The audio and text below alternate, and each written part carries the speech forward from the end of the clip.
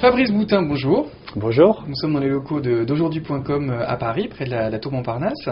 Alors pour débuter ce portrait d'entrepreneur, est-ce qu'on peut évoquer votre jeunesse? Je crois que vous avez grandi près de Bordeaux.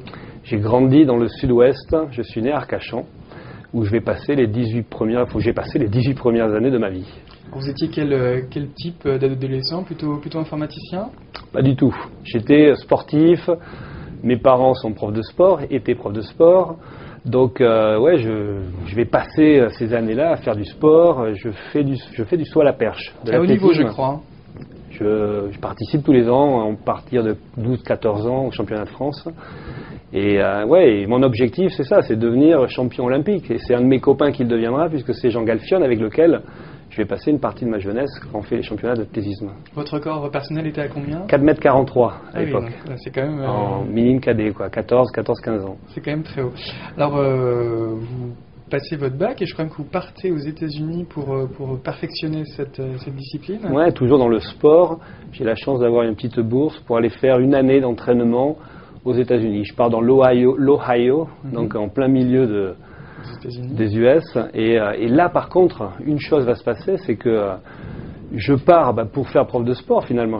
Le saut à la perche, tout est dans la tenue de sa perche. On la pose ici, et on est parti pour franchir la barre qui se trouve en face de nous. Et je reviens pour faire une école de commerce. Donc c'est l'année aux États-Unis. Qu'est-ce qui se passe là-bas? Tous les gens que je rencontre, avec lesquels je fais du sport, tous les week-ends, ils travaillent, ils gagnent leurs propres revenus, et certains commencent à créer des sociétés. C'est là où je rencontre un ami qui crée une société pour vendre les ordinateurs, le week-end. C'est là que vous découvrez l'informatique. C'est là où je découvre tout, finalement. Je m'étais jamais même posé la question si je devais travailler en plus du sport ou autre, et je me rends compte que finalement c'est pas du tout la même culture, ce sont les États-Unis. Alors vous rentrez donc en France avec une autre vision du monde, et vous entrez dans une école de commerce à Bordeaux, je crois. Exactement. Et quelques années d'études, et là une autre révolution, parce que je crois que vous allez faire votre stage de fin d'études en Chine, en 93. Suite à une conférence qu'on a à l'école de commerce sur la Chine, et quand la Chine se réveillera, le monde tremblera, le livre. Exactement. Et là, ça me fait, c'est le deuxième, on va dire, boom en moi, quoi. Là, c'est une nouvelle révolution. Je me dis, il faut que j'aille en Chine. J'ai envie d'aller voir ce qui se passe là-bas, quoi. Parce que personne n'allait encore en Chine à cette époque. Commencer à en parler, mais c'est vrai que c'était pas comme on en parle aujourd'hui. Donc, et comme on a des stages à faire dans les écoles de commerce, je profite du dernier stage d'études pour partir en Chine. Alors vous partez en 94? Ouais, 15? Là on est 94, 93, 94, 94. Pour faire mon dernier stage d'études, je finis l'école de commerce en 95 et je travaille pour une société française basée en Chine dans l'export-export. C'est comme ça que je vais commencer ma première activité professionnelle. Alors c'est une activité qui est plutôt tournée vers les arts de la table, je crois. Import-export, voilà, on achetait des sets de table à l'époque. Et je faisais moi le quality control, le contrôle de qualité. Mais en tant qu'expatrié, français à l'époque, j'imagine que vous regardez quand même les problématiques de télécommunications pour parler avec votre famille. Et c'est dans le cadre de ces recherches que vous découvrez l'Internet? Alors là, c'est un week-end. Un copain m'amène à côté à Hong Kong, au Golden Center, et on voit sur un ordinateur, il me montre un site qui s'appelle dna.fr, les dernières nouvelles d'Alsace. Et c'est ma révolution sur Internet, finalement, DNA. On est en quelle année? Là, on doit être en 95. Fin 95, et je vois sur DNA qu'on peut avoir les résultats des matchs de football. Donc je sais que Bordeaux a gagné ou perdu sur cet ordinateur. Et là, ça fait tilt à nouveau, quoi. Pour moi, c'est là où je me dis, finalement, je suis en dehors de la France, je trouve ce qui m'intéresse le plus, il faut que je me lance dans cet univers, quoi. Ça me titille de suite. Mais vous n'y connaissez rien? Absolument rien. Je crée la société le lendemain et je me dis, je vais créer la page de la France. Page France, la société, et je vais mettre toute la France sur une page. Et j'y connais rien.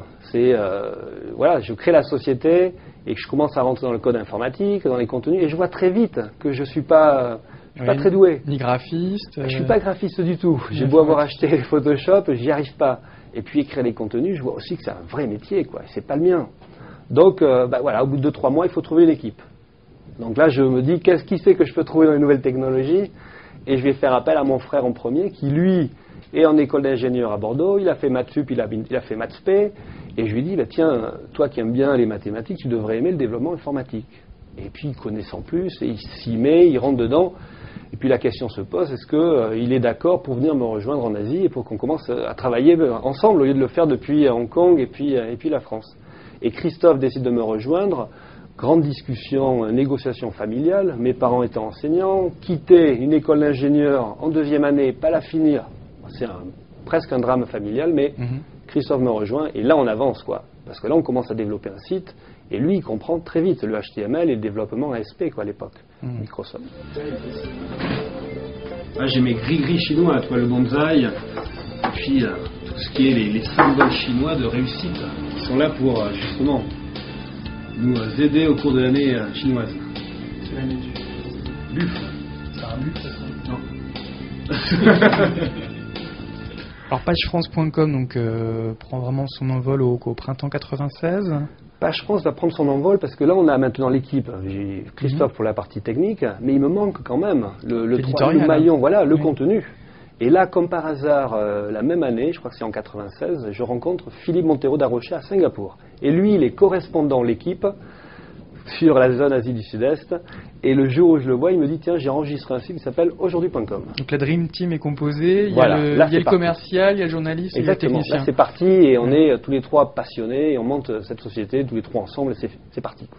Alors ça se développe donc assez fort dès 96, 97, c'est des années de forte croissance. Ouais, là il y a les 2 années 97, 98 où il y a les 20 personnes de l'internet, il y a les tout jeunes comme Jérémy Bérébi, comme Alexandre. Ils ont quel âge à cette époque? Ils ont 18 ans. Ouais, ils ont à peine 18 ans, ils ont 16-18. C'est eux, ils arrêtent l'école pour venir sur internet. Donc ils prennent des risques et c'est génial parce qu'ils amènent vraiment une motivation. Et après il y a les vieux de la veille, entre guillemets, même si à l'époque, ils sont pas... non, à l'époque, mais il y a les Marc Simoncini, il y a Marc, bien sûr, avec e-France. Mais lui, la culture de la télématique. Voilà, lui, il a une expérience. C'est les expérimenter pour moi, quoi. Il y a lui, il y a Patrick Robin.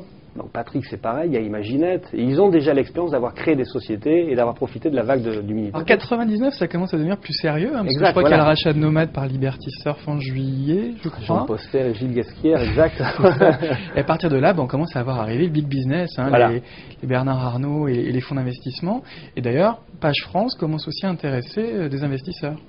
C'est là où je décide de rentrer donc en France. Donc je quitte Hong Kong, l'Asie, pour venir lever des fonds sur Paris. Et là, je vais faire mon premier roadshow, donc avec Philippe qui est là également et Christophe.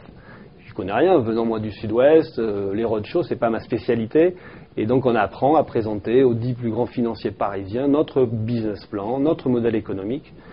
Et ça va durer 3-4 mois. C'est pas aussi facile qu'on le dit finalement de lever de l'argent. Parce qu'à l'époque, on a pu raconter que c'était facile, mais nous on va mettre 3 ou 4 mois pour les rencontrer, pour expliquer. Et on va finir à avoir 2 investisseurs qui vont nous faire confiance. Mais ce jour-là même, nous décidons de vendre la société. Pendant qu'on fait la levée de fonds... Vous deviez faire une levée de fonds de 1,5 million d'euros à peu près. C'est ça. Et le jour où j'ai eu la confirmation finalement que les investisseurs étaient prêts à investir, parallèlement on avait des discussions avec des sociétés qui arrivaient sur le marché français, qui voulaient monter des portails. On avait l'expertise, on avait les équipes en place, et là on décide de raccrocher le wagon d'une société plus grande et de vendre à la société Spray. Spray qui était un grand portail suédois à l'époque, très ambitieux notamment sur le marché français, qui était fournisseur d'accès aussi je crois. Qui était fournisseur d'accès dans le nord de l'Europe, on avait passé 2-3 jours en Suède, c'était impressionnant. Le projet qu'ils avaient, la vision qui était la leur, il y avait des choses qui nous plaisaient et on avait envie de participer au projet, bien entendu. L'opération est validée, je crois, le 14 janvier 2000. Exactement. Donc, 4 mois avant l'éclatement de la crise, donc beau timing. Merci.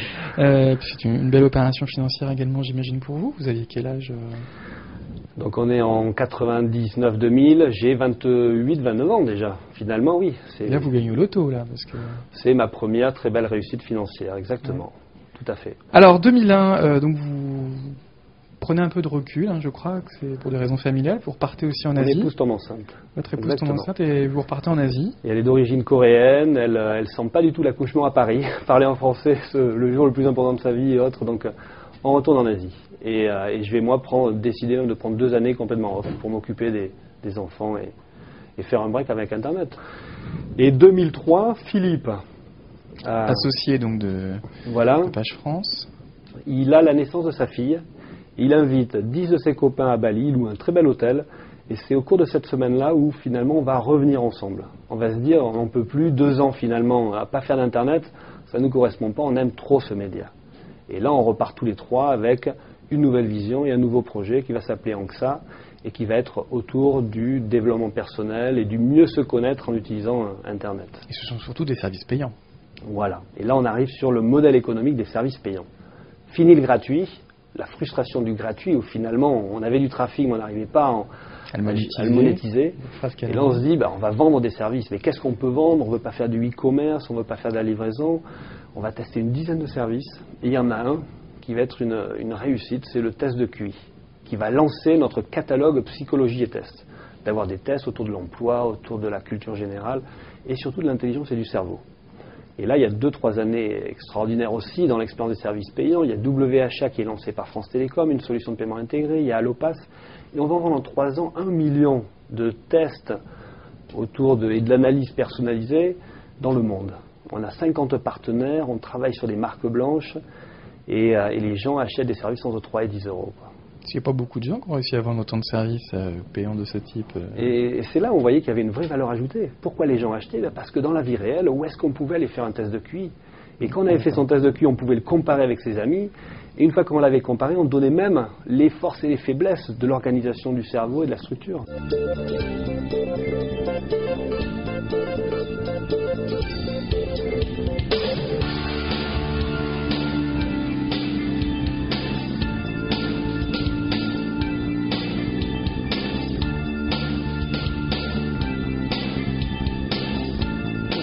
C'est même comme ça que finalement on a évolué dans la phase suivante de la société avec les programmes de coaching.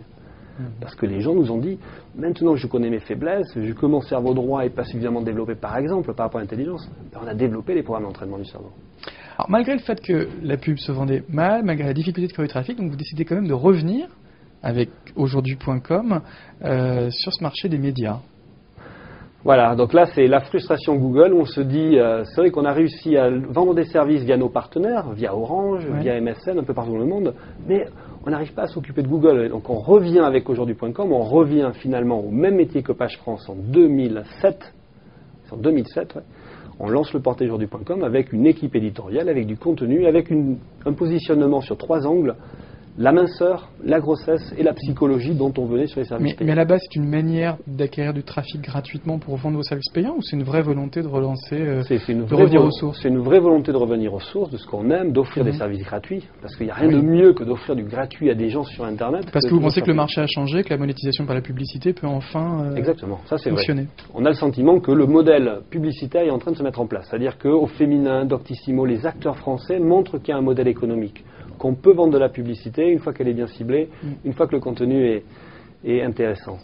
Alors, donc un très beau parcours dans l'Internet, assez atypique. Est-ce qu'il n'y a pas de regret de ne pas avoir fait la carrière dans le sport à laquelle vous étiez destiné adolescent? Il y aura toujours un petit regret parce que moi je suis passionné par le sport et je continue à faire beaucoup de sport. Maintenant, j'ai trouvé ma voie et je suis tellement heureux dans ce média qui est Internet, qui a changé ma vie, qui a changé ma conception de ce que je pouvais imaginer. La vision du monde. Il y a un parallèle à faire entre le saut à la perche et le sport, enfin, l'activité sur Internet. Je crois que sur le saut à la perche, voilà, on a nos différentes étapes et nos barres à franchir. Après, je crois que oui, c'est du travail, il faut bosser, il faut s'entraîner en permanence. Et, justement, quel conseil on pourrait donner à un jeune entrepreneur qui voudrait se lancer aujourd'hui dans l'Internet?